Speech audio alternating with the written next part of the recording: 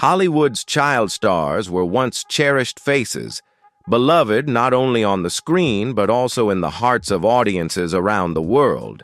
They graced magazine covers, their names echoed everywhere, and they became role models admired by millions.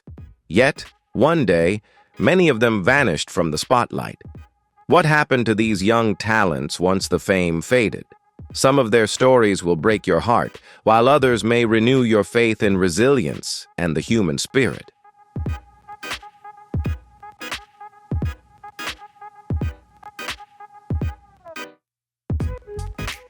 Let's dive into these captivating stories, beginning with some of the most iconic child stars from the 1930s through the 1970s. You've probably heard some of the emotional highs and heartbreaking lows these young talents experienced. While some faced tragic endings, others inspire hope and remind us of the incredible strength found in human kindness. What are your thoughts on their journeys? Do you have any interesting facts or stories about these child stars from the video? Share your insights in the comments below. If you enjoyed this video, leave a 1. If not, drop a 0.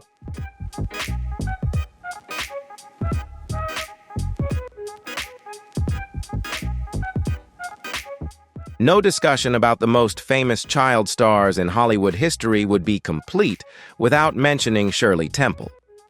With her bouncy curls and dimpled smile, she became a symbol of joy and hope during the Great Depression.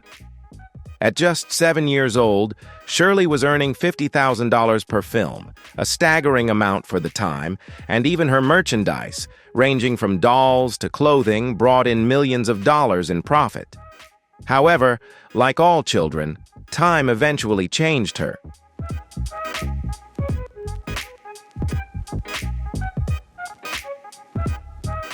As Shirley entered her teenage years, her appeal began to wane.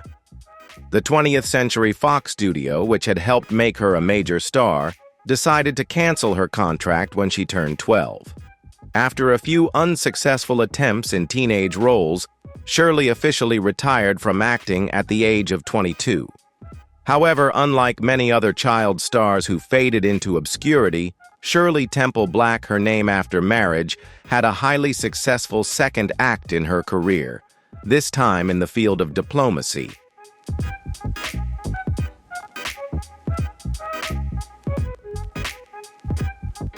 She became the U.S. ambassador to Ghana and later to Czechoslovakia, proving that she was not only a child star, but also a talented diplomat. When asked about her journey, she shared, "I have one piece of advice for anyone who wants to be an actor. Don't do it." Her later career in public service demonstrated that stepping away from the spotlight doesn't mean an end to contributing to society.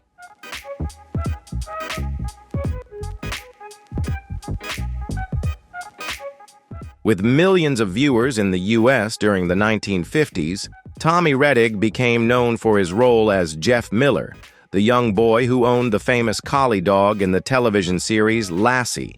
With a completely American appearance and a natural rapport with the beloved pet, Tommy became one of the most recognizable child stars of the era.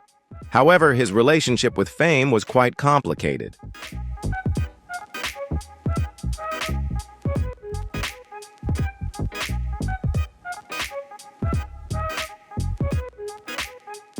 By the time he was 14, Tommy began to feel uncomfortable with his famous status and the limitations it brought. In a shocking decision, he requested to be released from his contract with Lassie, a role many viewers considered a dream. However, he soon faced difficulties transitioning to other roles. Like many other child stars, producers remembered him only as the boy with the famous dog, making new roles scarce.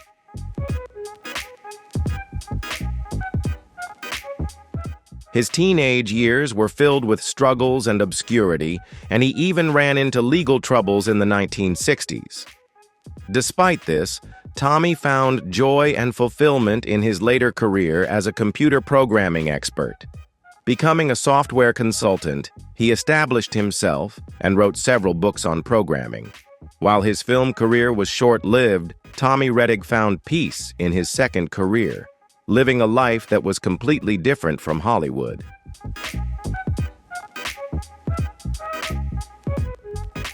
Freddie Bartholomew was one of Hollywood's most prominent child stars in the 1930s, known for his outstanding acting ability and refined demeanor. He became an MGM icon, considered a rival to Fox's Shirley Temple. Freddie stood out in film adaptations of famous literary works such as David Copperfield, Little Lord Fauntleroy, and Captains Courageous. With his polished English accent, incredible acting skills, and impeccable manner, Freddie became the ideal model of the English boy in Hollywood.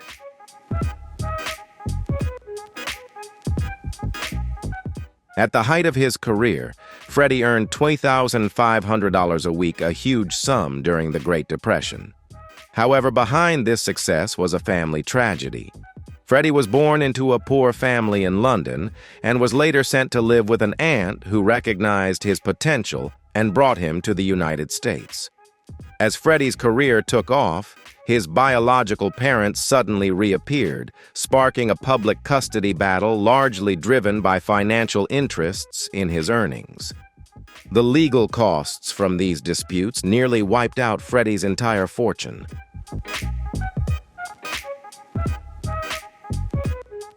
As Freddie entered his teenage years, changes in his appearance meant he was no longer cast in the same roles as before.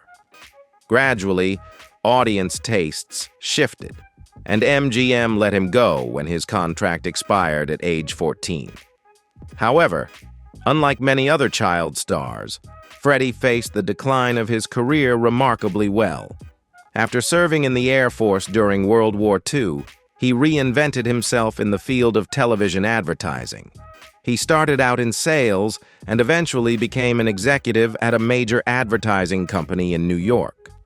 Freddie rarely spoke about his film career. Instead, he preferred to be recognized for his achievements in advertising.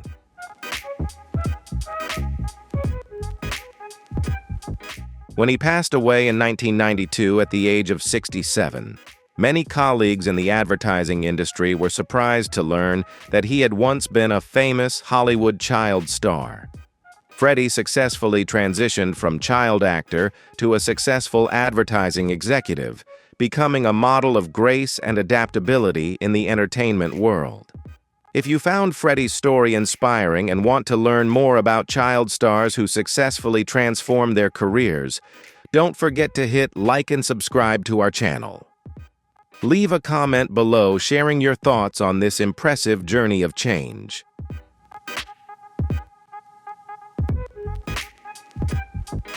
Unlike the tragic story of Bobby, Margaret O'Brien's story took a hopeful turn. Margaret captured attention from a young age with her exceptional acting talent in classic films like Meet Me in St. Louis alongside Judy Garland. Her outstanding performance as Tootie Smith earned her a special Academy Juvenile Award, and her sweet, soulful crying became one of the key elements that made Margaret a shining star at MGM. However, as she entered her teenage years, Margaret's career began to slow down.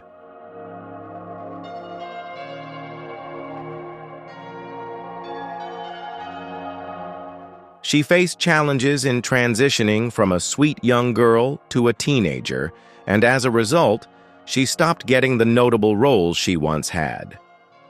Instead of continuing to struggle in an industry she felt was changing, Margaret chose a different path, leaving behind the Hollywood spotlight. She decided to redirect her energy into her personal life, focusing on her family and education.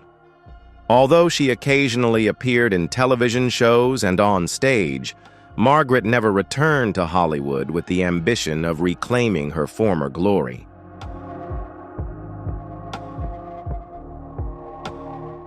Today, at the age of 87, Margaret lives a simple life in California. Unlike many other stars, she has managed her finances well and maintained stability in her life. Margaret occasionally attends film events, where fans are thrilled to meet her again. Despite having lived through more than 8 decades, her warm smile and gentle spirit continue to make fans feel close and cherished. Margaret's decision to leave the limelight peacefully, not pressured by shifting tastes or the decline of fame, is a path few choose, but one filled with serenity and freedom.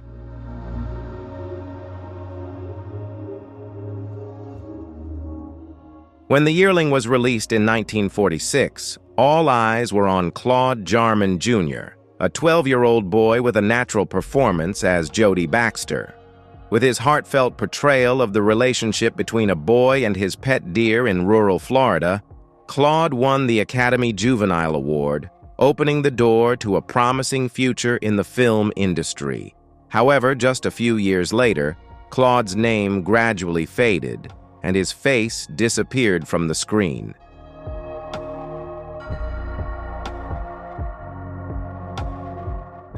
However, this disappearance was not due to being pushed out of the industry, but rather a different choice. He decided to leave Hollywood in search of a new path. As a teenager, Claude realized that a stable education would provide him with a life different from the constant changes in the film industry.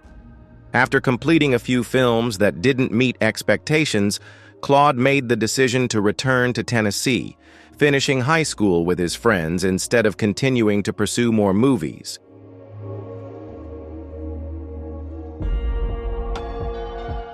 After graduating, he attended Vanderbilt University and served in the Navy. Later, he settled in San Francisco, where he served as the executive director of the San Francisco International Film Festival for 15 years. Today, at the age of 89, Claude Jarman Jr. lives a fulfilling life with his family and occasionally shares the small but meaningful contributions he made to the film industry. His decision to prioritize education and a simple life stands in stark contrast to his peers, many of whom still long to maintain their acting careers despite the changes that have occurred.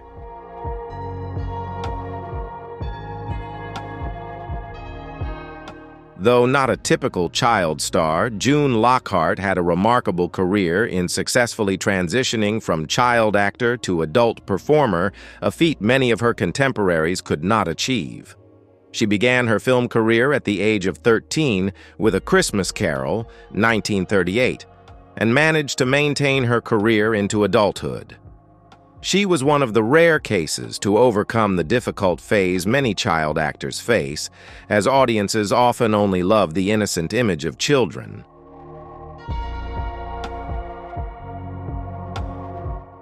June appeared in numerous films throughout her teenage years, with a memorable role in Meet Me in St. Louis. However, her true breakthrough came when she became one of television's beloved mothers through her roles in Lassie and Lost in Space. The transition from child star to a cherished maternal figure is a rare achievement in Hollywood.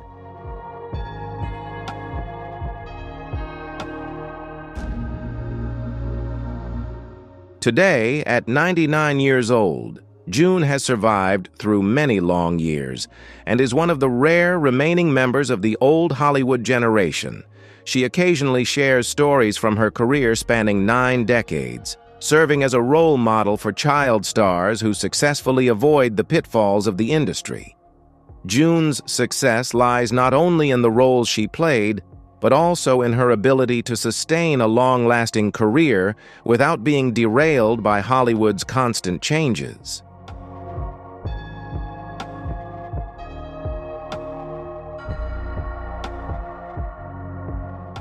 John Provost, known for his role as Timmy Martin on Lassie, 1957, became one of the most recognizable faces on American television.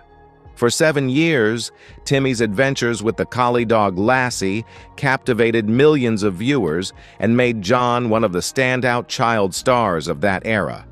His blonde hair and innocent expressions became iconic symbols of family television in the 1950s, when such shows were an essential part of popular culture. At the show's peak, John received over 2,000 fan letters every week, reflecting the deep affection audiences had for him.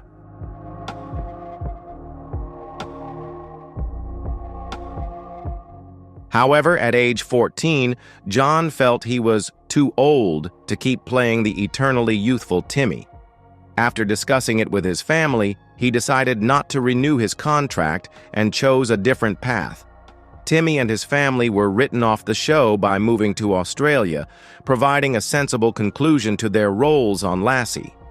After leaving Lassie, John faced the common struggles of many child stars: difficulty landing prominent roles and an inability to recapture past success.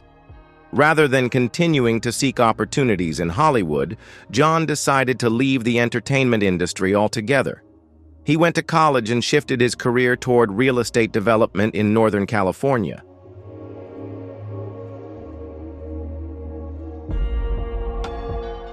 There, he got married, raised children, and built a quiet life away from the spotlight.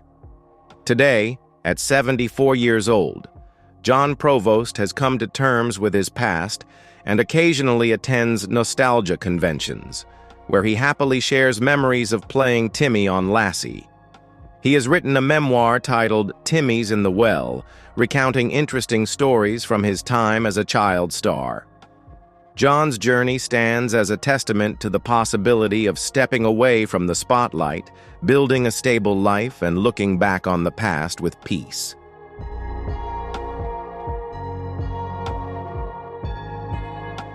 Bobby Driscoll was no ordinary child actor.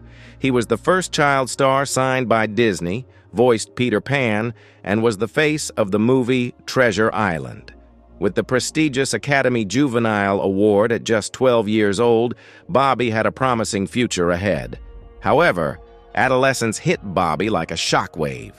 His once cute, chubby face began to change, acne scarred his skin, and his features started to look more mature. Things took a turn for the worse when Walt Disney, who had once treated Bobby like a son, abruptly ended his contract in 1953.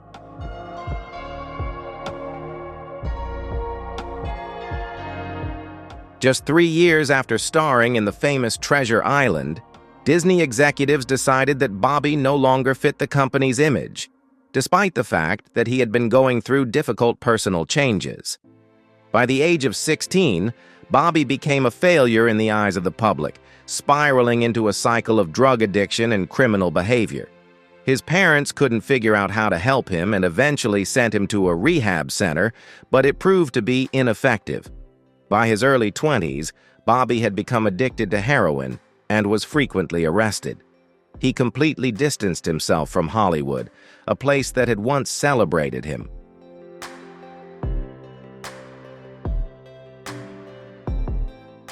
The final chapter of Bobby's life is a deeply tragic one. In 1968, a group of children playing in an abandoned building in New York discovered the body of a man. With no identification, he was buried without a headstone on Hart Island. Nearly 2 years later, Bobby's mother requested the police reopen the investigation, and through fingerprint analysis, it was confirmed that the body belonged to Bobby Driscoll. He had died at the age of 31 from heart failure due to excessive drug use. A once brilliant star, now ending his life in obscurity and loneliness. It was a painful and heartbreaking end for a talent that had so much promise.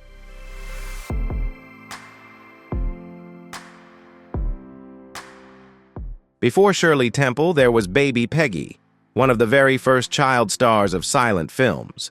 From 1921 to 1924, this little girl made over 150 short films and several feature films, becoming a global sensation before she even turned 6. With her short-cropped hair and serious expression, she showcased remarkable acting skills by impersonating major stars like Rudolph Valentino and Pola Negri. At the height of her career, Baby Peggy earned $1.5 million a year, equivalent to about $23 million today, and supported her family with that enormous income. She received more than 1.7 million fan letters, proving just how popular she was.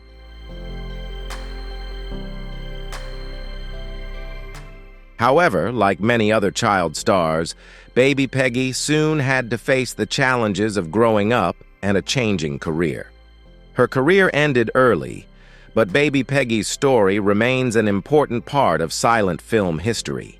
The astonishing numbers from her career impress anyone, yet behind her dazzling fame lies a tragic tale.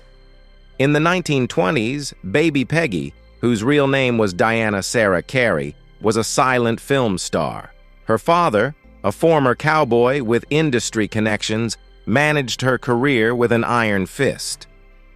Baby Peggy was forced to work tirelessly 8 hours a day, 6 days a week. She had no formal education, no friends her own age, and never saw a penny of the huge money she earned.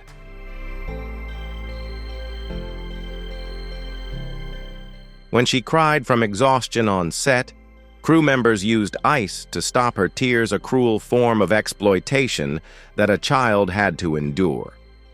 By 1925, when she was only 7 years old, Baby Peggy's career had collapsed due to conflicts between her father and the producers, along with financial mismanagement. The family's assets were ruined, and she had to return to work performing in vaudeville shows to make a living. As the Great Depression dragged on, even the income from these performances dried up. By then a teenager, Diana decided to change her name to Diana Sarah Carey to escape the Baby Peggy image tied to her exploited childhood.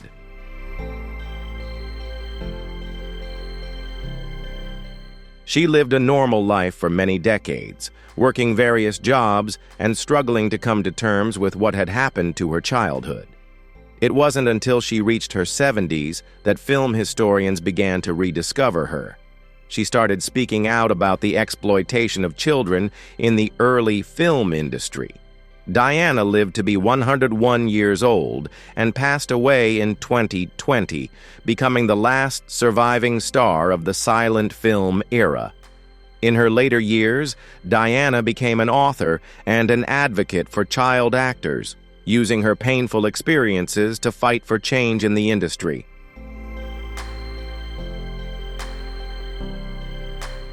Scotty Beckett was a familiar child star to audiences from a very young age, shining in the comedy series Our Gang, also known as The Little Rascals.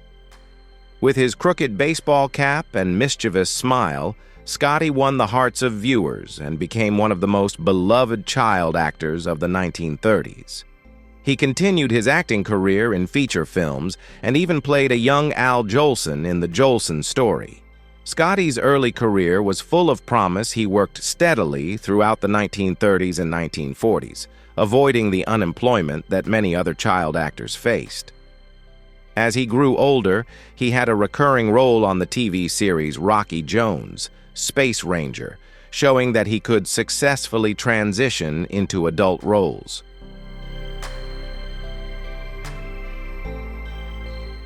However, behind his shining career lay serious psychological struggles. The death of his father when Scotty was just 14 threw him into an emotional spiral from which he never fully recovered. In his late teens, Scotty began engaging in self-destructive behaviors, abusing alcohol and prescription drugs, along with impulsive actions that led to public incidents. The 1950s were a turbulent period in Scotty's life. He was arrested for drunk driving and check fraud, and his career started to stall. By the late 1950s, he was out of work in Hollywood, his reputation tarnished by unpredictable behavior and legal troubles. In May 1968, Scotty Beckett was admitted to a nursing home after a severe beating.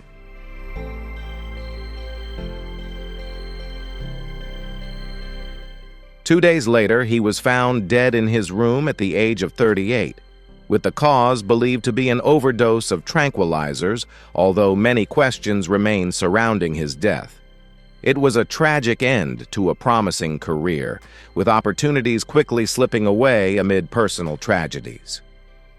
The contrast between the cheerful boy from The Little Rascals and the troubled, forgotten man serves as a stark reminder of the dark side of early fame. Scotty Beckett's life is a cautionary tale about Hollywood's harsh realities and how child stars can be easily destroyed before they reach their full potential.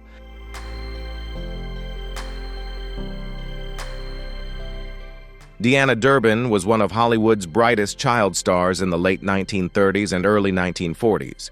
With her soaring voice and graceful beauty, she quickly became one of Universal Studios' most beloved faces, even being credited with saving the studio from bankruptcy.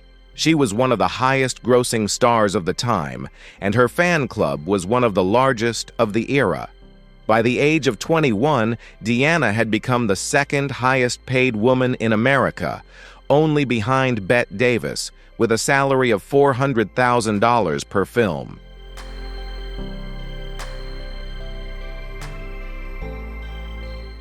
However, at the height of her career, Deanna made a decision that shocked Hollywood and broke the hearts of millions of fans. She chose to retire, leaving behind all the fame and lucrative contracts.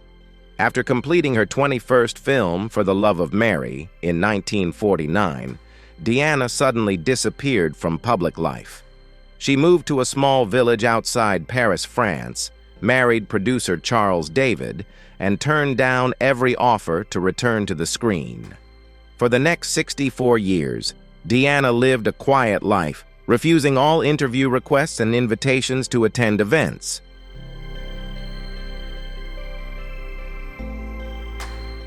When asked about this decision years later, Deanna shared a rare statement.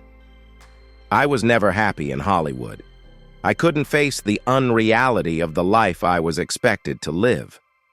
She explained that her image as the eternal girl next door had become suffocating, and no amount of money could compensate for the loss of privacy and her true self. Deanna lived quietly in France until her death in 2013 at the age of 91, steadfastly refusing any temptations to return to the spotlight. Her decision to completely step away from the world of fame remains one of the most striking self-imposed disappearances in Hollywood history.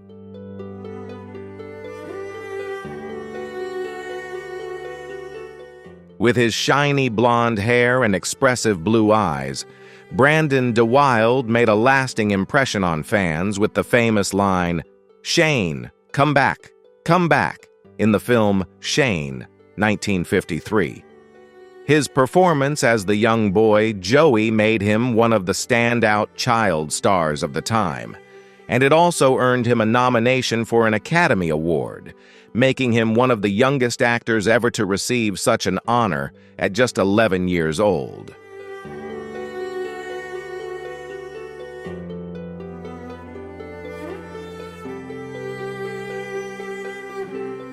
Unlike many child actors who struggle to find their place in adult roles, Brandon successfully transitioned to teenage parts in notable films such as HUD, alongside Paul Newman, and TV shows like The Virginia. His career seemed to promise a bright future as an adult actor. However, fate was not kind to him.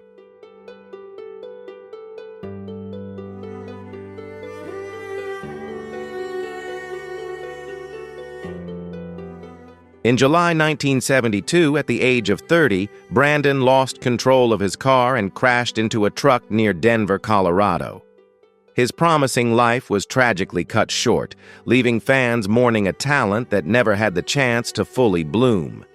His sudden death left behind a small but memorable legacy, with only 17 films to his name. Although Brandon's career was interrupted far too soon, his story serves as a reminder of the fragility of life and how dreams and futures can be extinguished in an instant.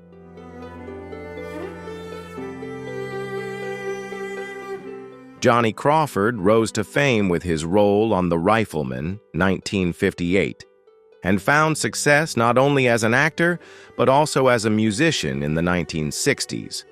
His singles, like Cindy's Birthday and Rumors, charted on Billboard, making Johnny one of the versatile talents who successfully transitioned from child actor to adult singer. Although he continued appearing in TV shows and films throughout the 1960s and early 1970s, including a recurring role on Hawaii Five-0, his career gradually declined as he grew older and his youthful image no longer fit.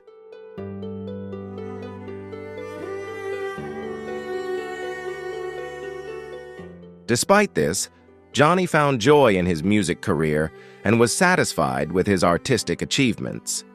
His passion for classical music and ability to reinvent himself in new fields made him a model for life after leaving the spotlight. In 2019, Johnny was diagnosed with Alzheimer's disease, and he passed away in 2021, leaving behind a life balanced between childhood fame and later artistic pursuits, living true to his own path.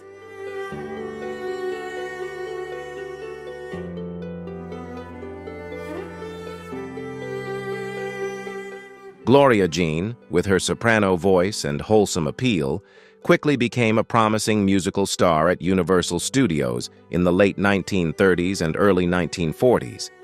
After debuting in The Under Pup, 1939, Gloria appeared in numerous musical films, often alongside stars like Donald O'Connor, showcasing her vocal talents. Although she had a bright career with over 20 films, Gloria's popularity began to decline in the late 1940s as audience tastes shifted.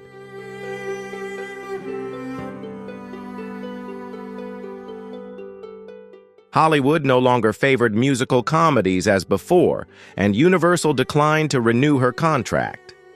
Sensing the changing market, she chose to leave the entertainment industry, opting for stability rather than clinging to fading fame.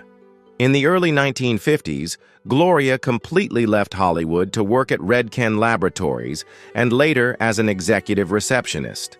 She lived a quiet and peaceful life, raising her family and maintaining close relationships with a few friends in the entertainment world while staying away from the spotlight.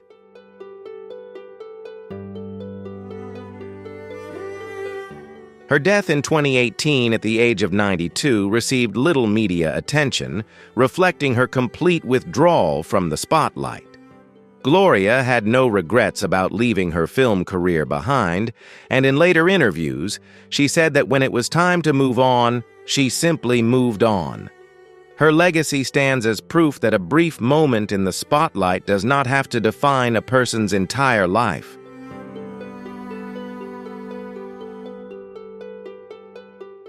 Kevin Corcoran, one of Disney's standout child stars of the 1950s and 1960s, is best known for his role as Moochie in Disney classics like Old Yeller, The Shaggy Dog, and Swiss Family Robinson. With his freckled face and mischievous energy, Kevin embodied the typical post-war American boy and was specially noticed by Walt Disney, who cast him in numerous roles. However, instead of continuing his acting career, Kevin realized that his future might lie behind the camera.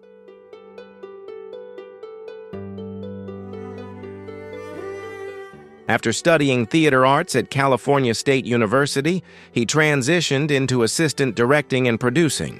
He worked on popular TV shows such as Quantum Leap, Baywatch, and Murder. Kevin's later career proves his success in moving from in front of the camera to behind it, a feat few child stars manage. He was especially effective directing young actors, drawing on his own first-hand experience as a child performer.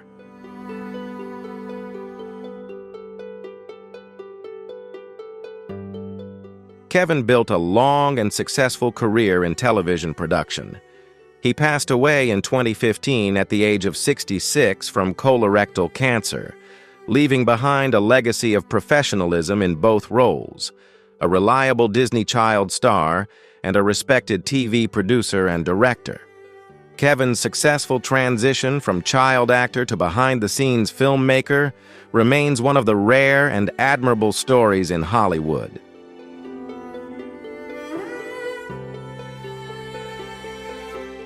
Jackie Coogan is recognized as Hollywood's first child star, discovered by Charlie Chaplin when he was just 7 years old. Chaplin chose Jackie to co-star in The Kid, 1921, and the boy's acting talent made him famous overnight. Jackie's deeply emotional performance as the abandoned child taken in by Chaplin's character showed a rare emotional depth, uncommon even among performers of all ages. Jackie's fame quickly skyrocketed to the top.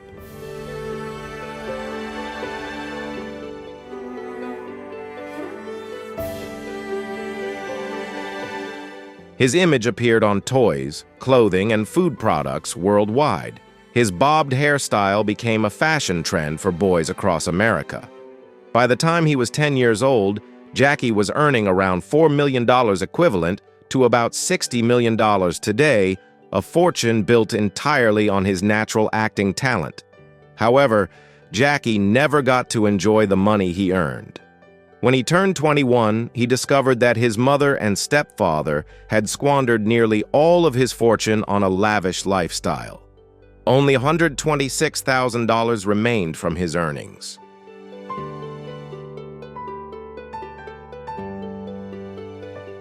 The highly publicized legal battle with his own mother made national headlines and led to the enactment of the California Child Actors Bill in 1939, also known as the Coogan Law. This law requires a portion of a child actor's earnings to be set aside in a trust to protect their income. Although Jackie continued acting into adulthood, he never regained the childhood fame he once had. Later generations mainly know him as Uncle Fester in The Addams Family, 1960s, a role completely different from the sensitive boy audiences once loved. Jackie's legacy lies not in his adult career, but in the legal protections his personal tragedy helped establish for future child actors.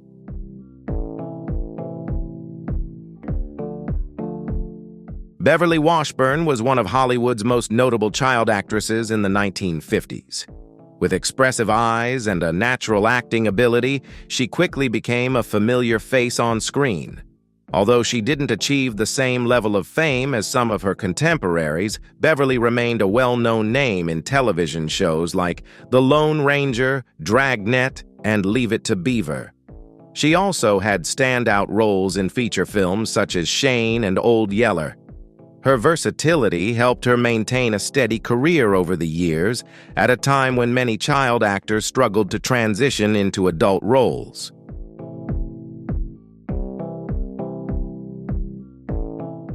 Directors especially praised Beverly's ability to cry convincingly in roles that required vulnerability and strong emotions. Unlike many other child stars, Beverly made a relatively smooth transition from child actor to adult. Although major roles became less frequent, she continued to find opportunities in television and film well into the 1970s. As her acting career gradually slowed down, Beverly found a peaceful life outside of Hollywood, focusing on her family and participating in fan conventions.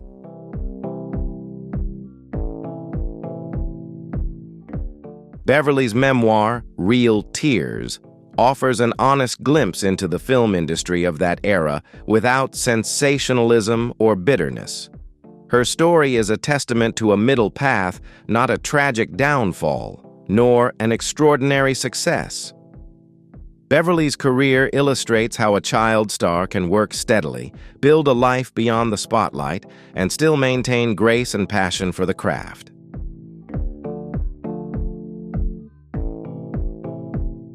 Bonita Granville first gained attention playing complex and cunning young girls, especially in her role as Mary Tilford in These Three, 1936, which earned her an Academy Award nomination at just 13 years old.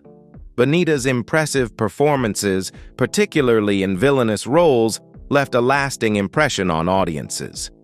After becoming a child star, she continued her acting career and was best known for playing Nancy Drew, the teenage detective, in a film series from 1938 to 1939.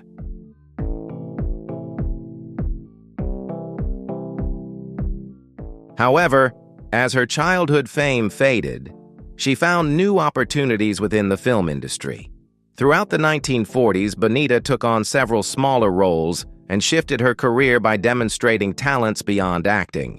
In 1947, Bonita married Jack Rather, an oil millionaire and film producer. Together, they built Rather Corporation, a strong film production and hospitality services company. Bonita transitioned from actress to executive producer, helping shape film projects including the Lassie series, which later featured John Provost and Tommy Rettig.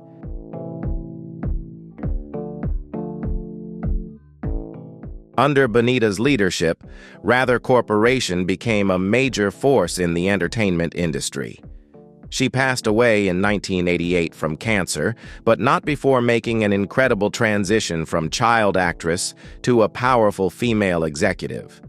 Her achievements in production and business leadership made Bonita Granville rather a rare example of one of the most successful career reinventions among former child stars.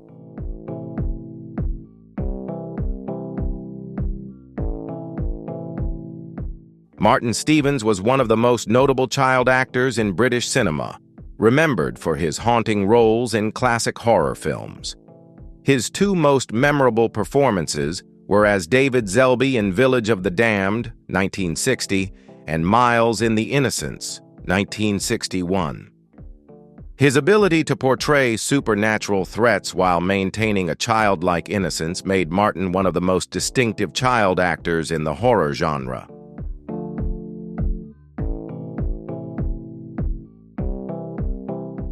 Though praised by critics and audiences alike, Martin's career was relatively brief.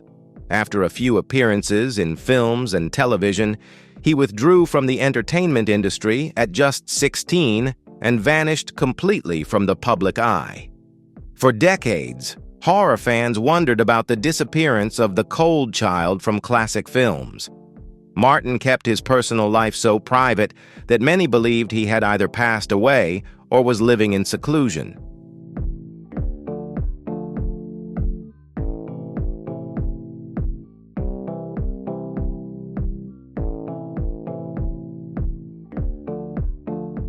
However, the truth is that he is still alive, and in recent years, Martin has occasionally participated in documentaries reflecting on the horror films he starred in. While he considers his acting experiences as a chapter of his past, Martin still sometimes shares stories from those days, helping audiences gain insight into one of the lesser-known child stars in film history.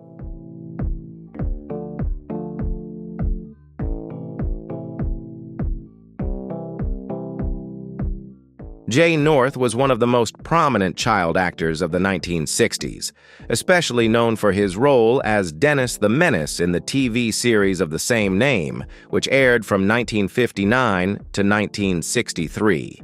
With his mischievous image in a striped shirt and overalls, Jay became one of the most famous young faces in America.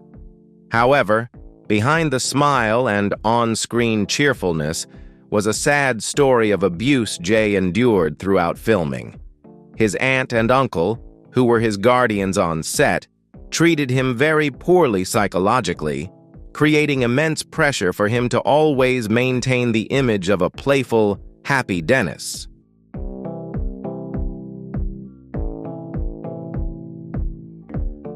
The pressure took a serious toll on Jay's mental health, leaving deep psychological scars that were hard to heal. After he stopped playing Dennis at age 12, his career quickly declined, and he struggled to find suitable roles throughout his teenage years. After a brief stint in the Navy, Jay left Hollywood entirely and became a corrections officer.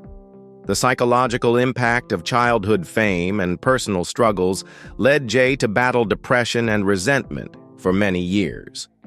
Today, at 73, Jay lives a quiet life away from Hollywood, but occasionally attends autograph sessions or gives interviews about his experiences. He has been very candid about the challenges child stars face and the negative effects early fame can have on a child's development.